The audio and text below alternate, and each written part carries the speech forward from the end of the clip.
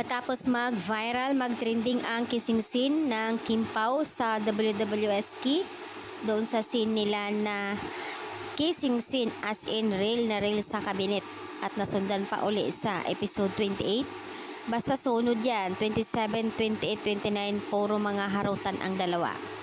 Samantala isang admin naman ay pinost, ayon sa kanyang caption, napakaganda.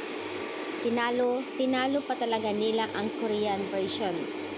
Sa dami ng kissing, mas nilalamangan ng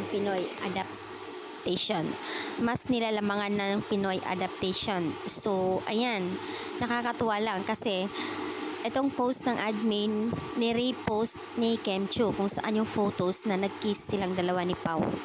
O, diba? Genuine love. Real na real ang kanilang kissing talaga, hanggang ngayon ay patok pa rin sa social media, sa lahat ng platform, ang kanilang kissing.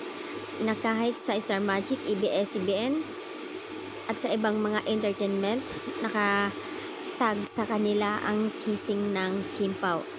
Mas malala pa nga raw ang kissing scene ng adaptation kaysa doon sa original. Siyempre naman, yung tipong may ganoong kissing scene, kapag nagkailagan kayong dalawa, hindi nyo feel yung isa't isa, syempre naman hindi yun makikita na as in torrid, pero sa kanila makikita talaga. In fairness naman, naka-zoom pa yan as in talagang laplapan ang dating talaga, totoo ang mga pangyayari. At kanina sa It's Showtime, walang kawala talaga si Kim. Buti na lang wala si Vice Ganda, mas malalang mang-aasar talaga yun. Sigurado, yung sunburn ni Kim, siguradong panay ang tanong at tukso sa kanya. Kaya lang kanina andoon si Jong and Vong. Siyempre hindi naman maiwasan na hindi aasarin si Kim. Ang kagandahan lang sa kanila kasi yung tipong asaran ang dating kay Kim, pero si Kim never siya napikon. Mas lalong tumatawa si Kim pagka ginaganon nila. Siyempre naman, wag siya magpapakita din na guilty. Parang walang nangyayari, pero yung ngiti ni Kim as in blooming, diba? Nakakatuwa yung mga reaksyon ni Kim sa Egg Showtime kanina.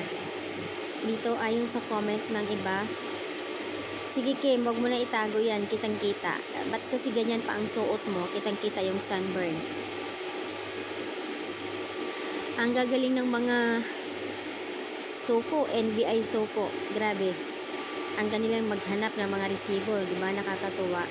Kilig to the bones ang mga netizens, mga Kim Pao fans, sa paglantad ng dalawa.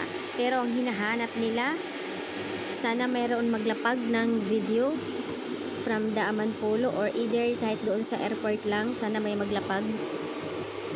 Sigurado yan, piyesta yan.